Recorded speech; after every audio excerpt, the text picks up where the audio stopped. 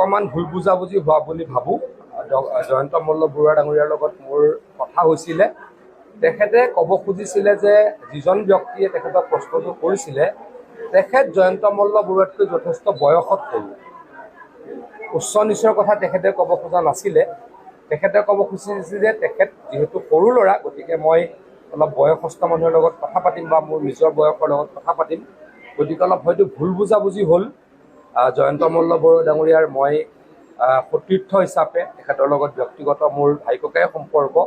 গতিকে তেখেতৰ এই কথাটো যিটোৰ পৰা ভুল বুজাবুজিয়ে হ'ল, তেখেতে যিটো মনৰ পৰা কোৱা নাছিল, তাৰ কাৰণে যদি কোনোবাই বেয়া পাইছে, দুখ পাইছে, মই দুখ প্ৰকাশ কৰিছোঁ। তেখেতক হয়তো এতিয়ালৈকে কাকো সোধা নাই, সুধিলে নিশ্চয়কৈ ক'ব। আপোনালোকে মোক সুধিলে কাৰণে মই কৈছোঁ।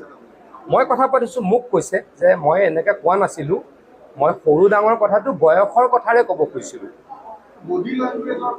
মই ইমান নাজানো, মই ইমান ডিটেইলছত মই নাজানো। মই হাতযোৰ কৰি আপোনালোকক অনুৰোধ কৰিছোঁ, তেখেতৰ লগত যিটো কথা পাতিছোঁ, তেখেতে মোক যিটো কৈছে সেইটোহে উত্তৰ দিব পাৰিম, বেলেগটো মই ইমান নাজানো। মুঠৰ ওপৰত মই তেখেতক যেতিয়া সুধিছিলোঁ এতিয়া কি হ'ল জয়ন্তদা, তেতিয়া ক'লে যে পীযুষ মই এনেকৈ ক'ব খোজা নাছিলোঁ, মই উচ্চ নিচ বা ক্লাছিফিকেশ্যন এনেকুৱা কৰিব খোজা নাছিলোঁ। ল'ৰাজনৰ যথেষ্ট বয়স মোতকৈ সৰু যেন লাগিলে, সেইকাৰণে মই ক'ব খুজিছিলোঁ যে ডাঙৰৰ লগত কথা পাতিম।